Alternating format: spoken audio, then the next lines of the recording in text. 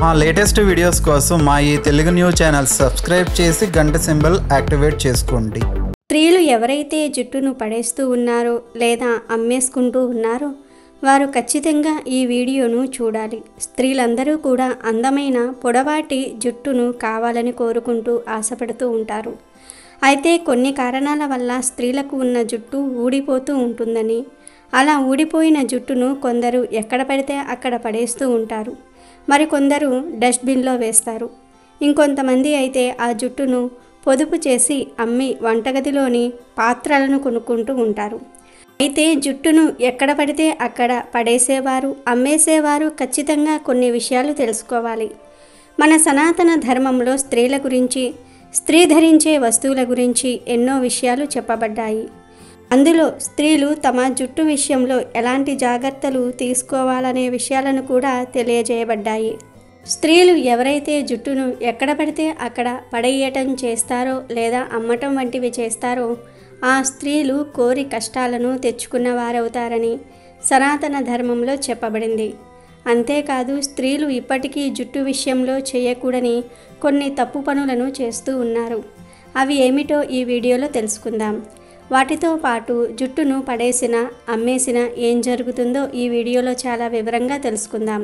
అంతకన్నా ముందు మా వీడియో నచ్చితే లైక్ చేసి షేర్ చేయండి. ఎక్కడా కూడా స్కిప్ చేయకుండా చూడండి.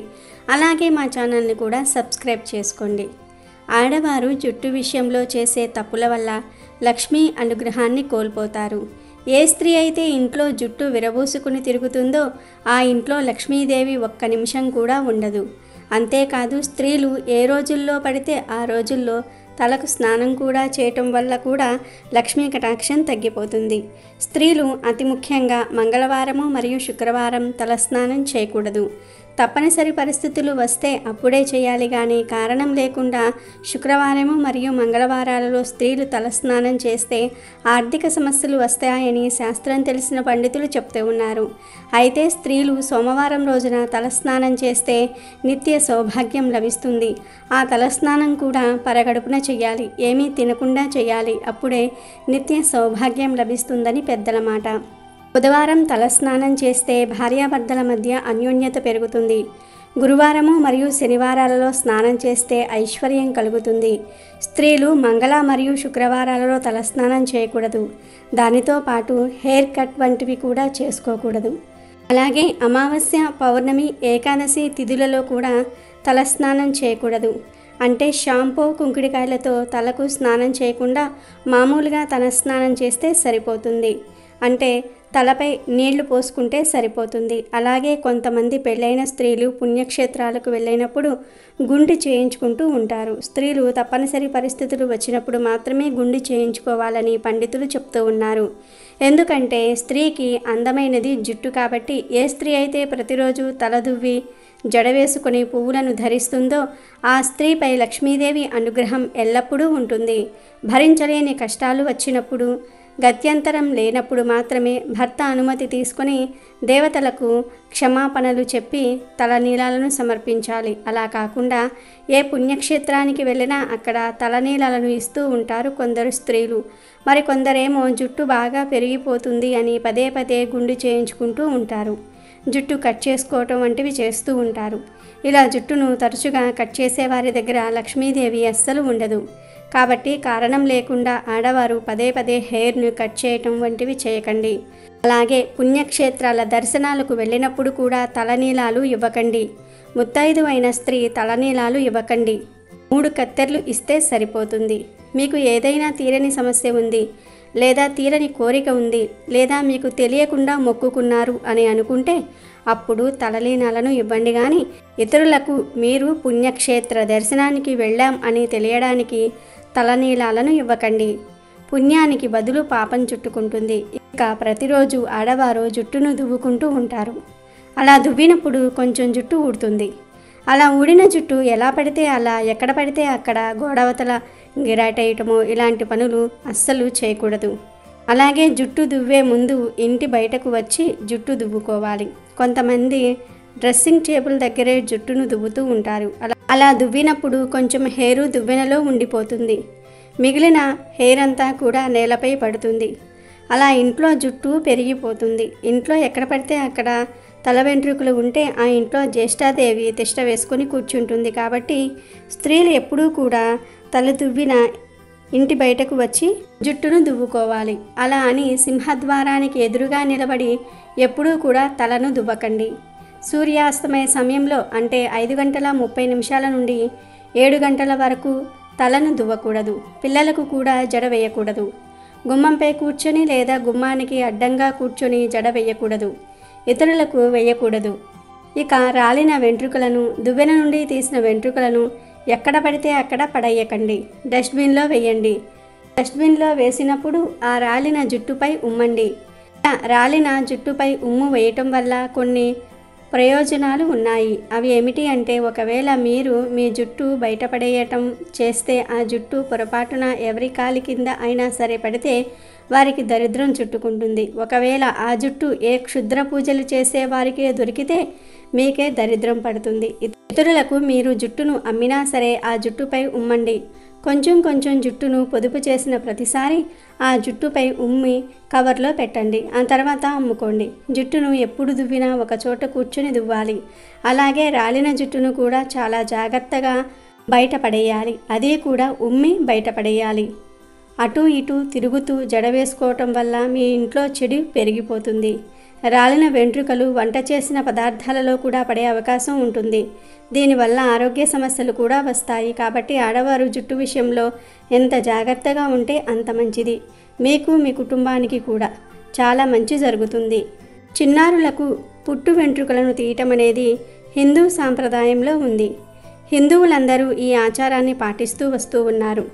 అయితే చిన్నారులకు పుట్టు వెంట్రుకలను ఎందుకు తీస్తారు, ఎప్పుడు తీస్తారు, దానివల్ల ఏ ఏ ప్రయోజనాలు ఉంటాయి అన్న వివరాలను ఇప్పుడు మనం తెలుసుకుందాం. పుట్టిన ప్రతి వ్యక్తి తలపై ఎంతో కొంత వెంట్రుకలతో జన్మిస్తారు. శిశువుకు ఉండే తల వెంట్రుకలలో పూర్వజన్మకు సంబంధించిన విషయ వాసనలు ఉంటాయి.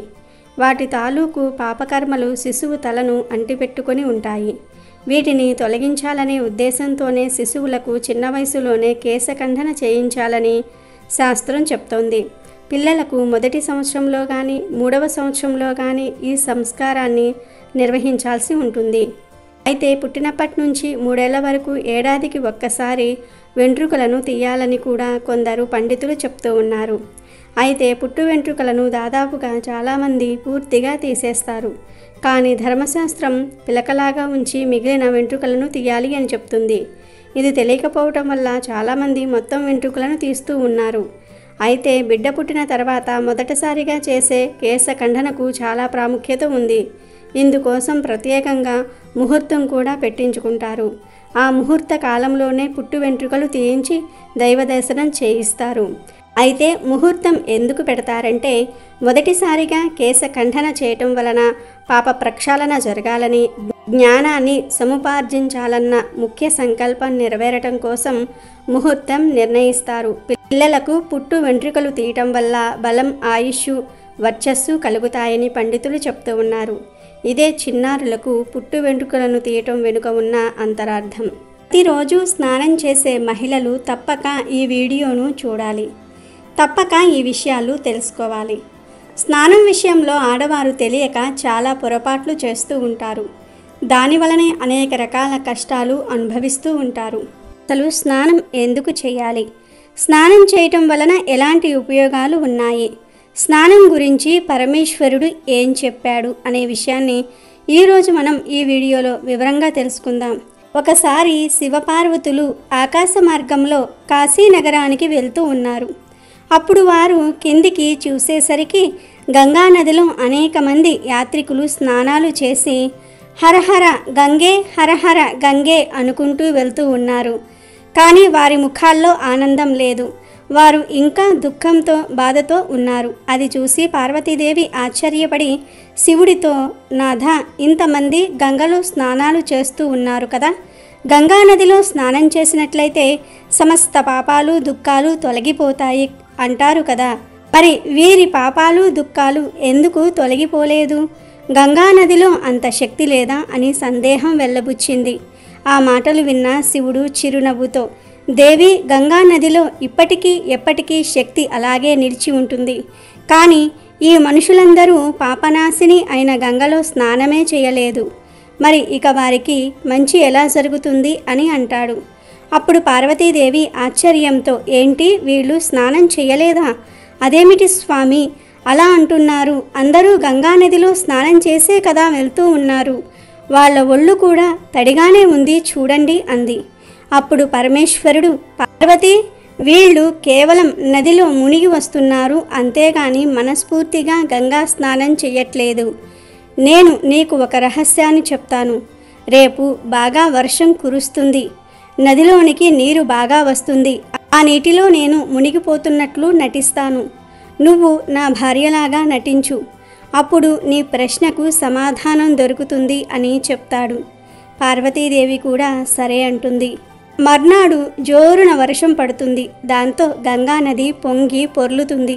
ముందు రోజు శివుడు చెప్పిన ప్రకారం పార్వతి పండు ముత్తైదు రూపం ధరించి, శివుడు ఒక వృద్ధుడి రూపం ధారణ చేశారు. అప్పుడు ఆ పండు ముత్తైదువు గంగానది ఒడ్డున కూర్చుని గంగలో మునిగిపోతున్న ఒక వృద్ధుణ్ణి చూపిస్తూ, దయచేసి నా భర్తను కాపాడండి అంటూ కేకలు వేయసాగింది. ఆ మాటలు విని ఈత వచ్చిన చాలామంది గంగలో దూకి ఆమె పతి ప్రాణాలను రక్షించేందుకు ముందుకు వచ్చారు. అలా వారు రాగానే వృద్ధురాలు, అయ్యా, నా భర్త ఎటువంటి పాపాలు చేసి ఎరుగడు కనుక ఎటువంటి పాపాలు చెయ్యని వారే ఆయన్ని కాపాడడానికి నదిలో దిగండి. పాపాత్ములెవ్వరైనా సరే ఆయనను ముట్టుకుంటే వెంటనే ఆయన ప్రాణాలు పోతాయి. అంతేకాదు ఆయనను తాకిన వారి తల బద్దలవుతుంది. కనుక మీలో పాపరహితులైన వారు మాత్రమే ఆయనను రక్షించేందుకు పూనుకోండి అని హెచ్చరిస్తుంది. ఆ మాటలు విని వచ్చిన వారందరూ కూడా వెనక్కి వెళ్ళిపోతారు. అలా ఆ రోజంతా శివపార్వతులు వృద్ధ దంపతుల రూపంలో గంగానది దగ్గరే ఉన్నారు. కానీ ఎవరూ వారికి సాయం చేయలేకపోయారు. సాయంత్రం సూర్యాస్తమయమవుతుంది. అప్పుడు ఒక వ్యక్తి వచ్చి, అమ్మా, నేను నదిలో దిగి నీ భర్తను కాపాడుతాను అని చెప్పి నదిలో దూకి కొట్టుకుపోతున్న వృద్ధుడి రెక్క పుచ్చుకుని తన వీపు మీద ఆయనను మోస్తూ ఒడ్డుకు తీసుకువచ్చాడు. అప్పుడు వృద్ధురాలు రూపంలో ఉన్న పార్వతీదేవి అతనికి కృతజ్ఞతలు చెప్తూనే, నాయనా, నీవు ప్రాణాలకు తెగించి మరీ నా మాంగళ్యం దక్కించావు. నీవు పాపరహితుడవా? నీ జీవితంలో ఎలాంటి పాపాలు చేయలేదా అని అడిగింది. దానికి ఆ వ్యక్తి నిస్సంకోచంగా, అమ్మా, నేను ఇంతకు ముందే గంగా స్నానం చేశాను. ఆ స్నానంతో నేను ఇప్పటి వరకు చేసిన పాపాలన్నీ కూడా పోయాయి. గంగా స్నానంతో పునీతుడిని అయ్యాను. అందుకే నీ పతి ప్రాణాలు రక్షించేందుకు వచ్చాను అని చెప్తాడు. అప్పుడు పార్వతీ పరమేశ్వరులు ఎంతో సంతోషించి ఆ వ్యక్తికి తమ నిజరూప దర్శనమిచ్చి అంతులేని సంపదలను ప్రసాదించి అంతర్ధానమయ్యారు. అప్పుడు శివుడు పార్వతీదేవితో, చూశావా పార్వతి, ఇంతమంది జనంలో కేవలం ఒక్క వ్యక్తి మాత్రమే నిజమైన గంగా స్నానాన్ని చేశాడు. ఎటువంటి భక్తి శ్రద్ధలు లేకుండా ఢాంబికాల కోసం చేసే గంగా స్నానం వలన ఎలాంటి ఫలితాలు రావు. అలాంటి గంగా స్నానం వ్యర్థమవుతుంది. ఎవరైతే భక్తి శ్రద్ధలతో గంగా స్నానం చేస్తారో వారికే పాపాలు దుఃఖాలు పోతాయని చెప్తాడు. తర్వాత పరమేశ్వరుడు మళ్ళీ పార్వతీదేవితో ఇలా అంటాడు, పార్వతి, నేను ఇప్పుడు నీకు స్నానం గురించి 11 మాటలు చెప్తాను. ఎవరైతే మనుషులు స్నానం చేసేటప్పుడు ఈ 11 విషయాలను పాటిస్తారో వారు ఎప్పుడూ కూడా దుఃఖాన్ని అనుభవించరు. వారి ఒంట్లో లక్ష్మీదేవి స్థిర నివాసం ఉంటుంది. వారి దగ్గరకు అపారమైన సంపదలు వస్తాయని అంటాడు. అప్పుడు పార్వతీదేవి, పరమేశ్వర, మరి ఆ 11 మాటలు ఏమిటో చెప్పండి అని అడుగుతుంది. దానికి పరమేశ్వరుడు సమాధానంగా, స్నానం చేయటం వలన శరీరం నిరోగిగా ఉంటుంది, మనస్సు ప్రశాంతంగా ఉంటుంది. స్నానం చేయటం వలన ముఖంలో కాంతి, శారీరక ఆకర్షణ కూడా పెరుగుతుంది. స్నానం చేసిన తర్వాతే మనుషులు పూజాది కార్యక్రమాలకు యోగ్యతను పొందుతారు. కనుక ఉదయాన్నే స్నానం చేయాలి. పార్వతి, స్నానం చేయటం వలనే రూపము, తేజస్సు, పవిత్రత, ఆయుష్, ఆరోగ్యము, మేధాశక్తి, లక్ష్మి, ధనము, ఆరోగ్యము, ఈ సద్గుణాలన్నీ లభిస్తాయి. ఈ గుణాలు కావాలనుకునేవారు ప్రతిరోజు స్నానం చేయాలి. ఉదయాన్నే స్నానం చేయటం వలన పాపాలన్నీ నశిస్తాయి, పుణ్యం కూడా లభిస్తుంది అని శాస్త్రం చెప్తుంది. ఉదయం స్నానం చేసే వారి దగ్గర పుష్కలంగా సకారాత్మక శక్తులు ఉంటాయి. నకారాత్మక శక్తులు అనేవి వారి దగ్గర నిలబడలేవు. అందువలనే ఉదయాన్నే స్నానం చేయటం చాలా అవసరం. అనారోగ్యంగా ఉన్నప్పుడు తల కింద భాగం వరకే స్నానం చేయాలి. లేదా తడి బట్టతో ఒంటిని శుభ్రం చేసుకోవటం కూడా ఒక రకమైన స్నానమే. ఉదయం చేసే స్నానమే చాలా చాలా శ్రేష్టమైనదిగా చెప్పబడుతోంది. నూనె రాసుకొని ఒళ్ళంతా మురికిగా ఉన్నప్పుడు నదిలో స్నానం చేయకూడదు. నది ఒడ్డునే ఒళ్ళంతా శుభ్రం చేసుకొని ఆ తర్వాత నదిలో మునగాలి. ఏ నది రేవు దగ్గర అయినా బట్టలు ఉతికితే అక్కడి జలం అపవిత్రం అవుతుంది. కాబట్టి అక్కడికి కొంచెం దూరంలోని నది నీటిలో స్నానం చేయాలి. నదిలో 11 సార్లు మునిగితే శుభప్రదం. పవిత్ర నదుల్లో బట్టలు ఉతకకూడదు. నదుల్లో ఎటువంటి మురికిని వదలకూడదు. పార్వతి గంగా నదిలో స్నానం చేయలేని వారు ఎక్కడా స్నానం చేసినా అలా చేసేటప్పుడు గంగా అనే నామస్మరణ చేస్తే చాలు, ఆ జలంలోనికి గంగ ప్రవేశిస్తుంది. దేవి, ఇప్పుడు నీకు స్త్రీల గురించి చెప్తాను. చాలామంది స్త్రీలు నగ్నంగా స్నానం చేస్తూ ఉంటారు. కానీ అలా స్త్రీలు నగ్నంగా స్నానం చేయకూడదు అని పరమేశ్వరుడు పార్వతీదేవికి చెప్పాడు. కాబట్టి ఎప్పుడూ కూడా నగ్నంగా స్నానం చేయకూడదు. స్త్రీలు నిర్వస్త్రంగా ఎందుకు స్నానం చేయకూడదో తెలిపే పౌరాణిక కథ కూడా ఉంది. ఒకసారి గోపికలు సరోవరంలో నిర్వస్త్రులై స్నానం చేస్తూ ఉన్నారు. ఆ సమయంలో వారి వస్త్రాలను కృష్ణుడు తీసి దాచేస్తాడు. అది తెలిసిన గోపికలు వారి వస్త్రాలను ఇవ్వమని శ్రీకృష్ణుణ్ణి అడుగుతాడు. అప్పుడు కృష్ణుడు వారితో ఇలా చెప్తాడు: ఓ గోపికలారా, స్త్రీలు ఎప్పుడూ కూడా వస్త్రాలు లేకుండా స్నానం చేయకూడదు. అలా చేస్తే జలదేవుడైనటువంటి వరుడిని అవమానించినట్లుగా అవుతుంది. కనుక నేను మీకు నిర్వస్త్రంగా స్నానం చేయవద్దు అని చెప్తూ ఉన్నాను. ఇంటిలో అయినా కూడా బట్టలు లేకుండా స్నానం చేయకూడదు. స్నానాల గదిలో తలుపులు వేసుకుని స్నానం చేస్తూ ఉన్నాము. మనల్ని ఎవరు చూస్తారు అని మీరు అనుకోవచ్చు. కానీ పరమేశ్వరుడు ప్రతి స్థానం నుండి మిమ్మల్ని చూస్తాడు. వస్త్రాలు లేకుండా స్నానం చేయటం వలన వరుణదేవుడు అవమానపడతాడు.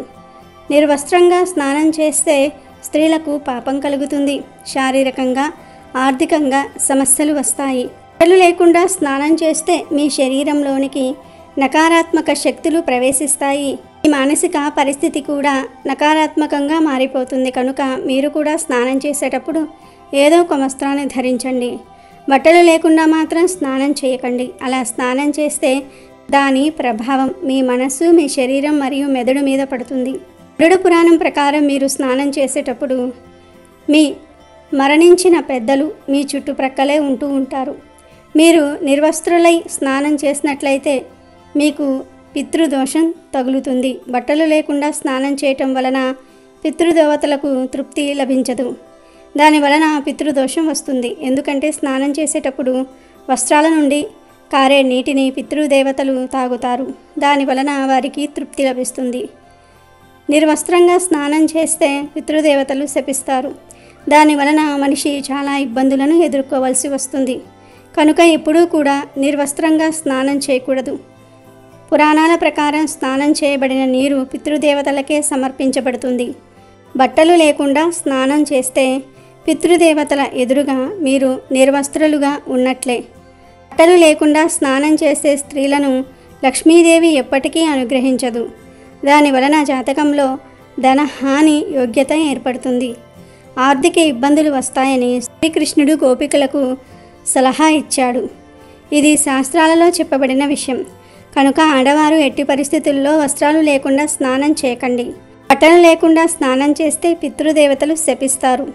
లక్ష్మీదేవి అనుగ్రహం లభించదు అనే విషయాన్ని గుర్తుంచుకోండి. స్త్రీలు ప్రతిరోజు తప్పనిసరిగా స్నానం చేయాలి. కానీ నగ్నంగా స్నానం చేయకూడదు.